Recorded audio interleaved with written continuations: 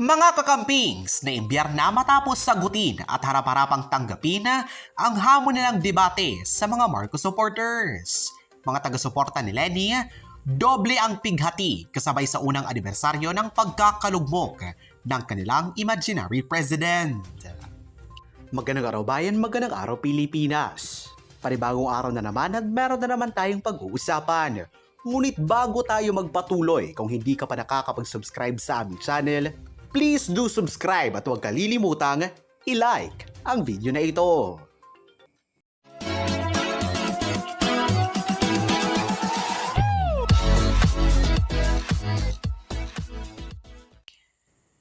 Lumagablab sa galit ang isang tanyag na researcher at political expert na si Thea Tan matapos magbunyi ang mga kakampings nang ibasura ng Sandigan Bayan ang mosyon ng pamilya Marcos na kuning muli ang mga ari-ariang minsang kinuha sa kanila at itinuturing na nakaw lamang mula sa kaba ng bayan.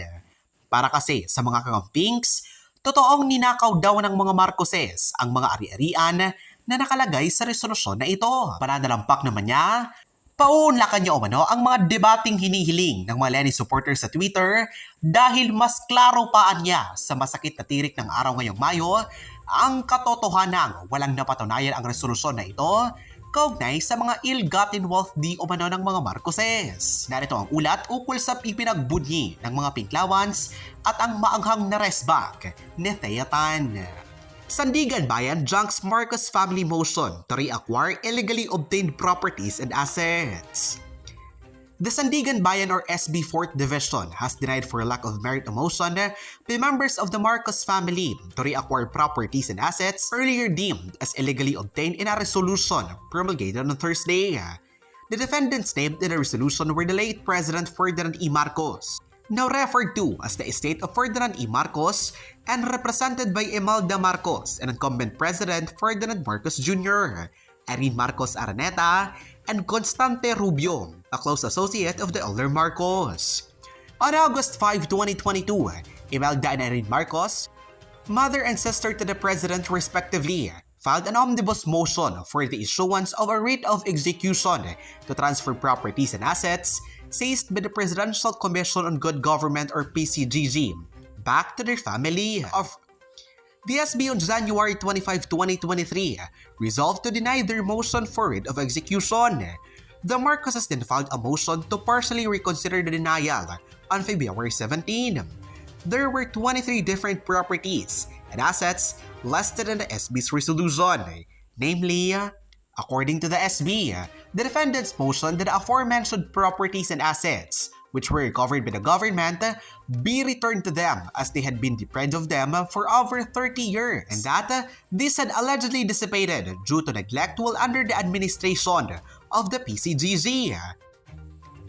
The SB added that the Marcos estate based their motion on the supposed illegality transfers of these properties and assets to the PCGG by virtue of compromise agreements and the lack of authority of the PCGG in entering into such contracts. The court is not persuaded, the SB said. The court argued that these properties and assets were illegally obtained, citing the PCGG, which was formed during the administration of former President Cory Aquino, and its mandate to recover all of the ill-gotten wealth accumulated by the late President Marcos. It also cited similar cases against the defendants involving the same illegally obtained properties. In those cases, the Supreme Court had already upheld the validity of the compromise agreements executed by the parties involving the recovery of certain properties and the authority of the PCGG to enter such agreements. The SB in its resolution, signed by Associate Justices Michael Musnge, Maria Teresa Arcega, and Marian Manalac, denied the Marcos motion for lack of merit. Umaapoy na sagot naman ni Thea Tan, May 4, 2023, Sandigan Bayan Resolution against the Marcoses. Hindi ko gets bakit big deal ito sa mga pings.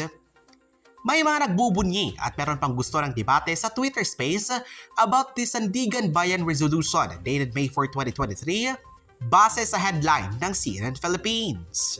Sabi ng mga mema sa Twitter, totoong ninakaw daw ng mga Marcoses ang mga ari-arian na nakalagay sa resolusyon na ito. Here are the properties mentioned in the resolution. Ano ang issue ng mga Marcoses na ma-reacquire ang mga assets na ito dahil napabayaan na raw, nabulok at na-release ang iba sa sequestration o custody ng PCGG dahil sa mga compromise agreements between PCGG and the cronies. Sinabi ng mga Marcoses na kung hindi ito ibabalik sa kanila, ay magde-depreciate lang ang values nito habang nakapending pa ang appeal sa mga kaso.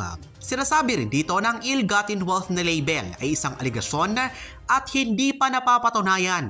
Pero bakit na-transfer na ng PCGG ang ibang mga assets sa gobyerno nang walang pahintulot ng mga Marcoses na silang tunay na may-ari ng mga assets at hindi rin sila parties sa compromise agreements? Sinabi rin ng mga Marcoses na sila ang registered owners ng mga properties na ito. Sinabi naman ng Republic na may prima facie raw. There appears to be enough evidence to show the possibility of a person's guilt in a crime or violation of the law even if it has not yet been fully proven na nagpapatunay na ill-gotten wealth ang properties. Ruling. Sandigan Bayan denied their motion for reconsideration, stating this motion was a rehash of previous issues and the Marcoses did not offer new arguments to merit the reversal of the earlier decision of the SP in January 2023.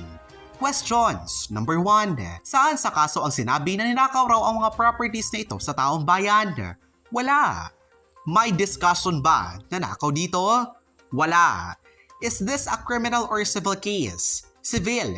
Paki-research sa Google anong meaning nito. Bakit na-sequester ang mga assets na ito ng PCGG? Pakibasa na lang ang Executive Order 1 and 2 ni Cory Aquino. Nandoon ang sagot. Kung walang hinakaw, bakit may nabawi? Actually, mali ang propaganda term na nabawi. Paano babawiin hindi naman hiniram sa gobyerno ang properties at hindi naman ninakaw? Again, the answer is in the EO1 and 2 of Cory Aquino. Ang compromise agreements ba ay nagpapatunay na guilty na ninakaw ang mga properties na ito? Hindi. I read in the book Greed and Betrayal by Cecilio Arillo that if these cronies did not cooperate and enter into compromise agreements, they would face lawsuits that might compromise their own properties. Sure ba ang PCGG na Marcoses ang nagmamay-ari o partially nagmamay-ari ng mga assets na ito?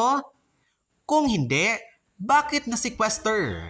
Hindi ba ise-sequester lang kapag na-identify na assets ng mga Marcoses? Going back sa mga mema, ano bang debate ang gusto ninyo na mas klaro pa sa sikat ng araw sa buwan ng Mayo na ang Sandigan Bayan Resolution na ito does not prove any guilt or hinakaw ang assets sa mga tao o sa kaban ng bayan? Here's the actual text of the case. Baka may gustong mag-digest, pakigawa na lang and tag me dahil nakakatamad magbasa. I just skimmed the document.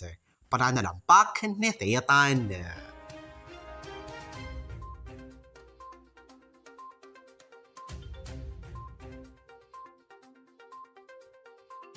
Anong masasabi niyo ukol rito mga kababayan? Just comment it down below sa comment section and give a massive thumbs up kung nagustuhan mo ang paksang ating tinalakay. At huwag kalilimutang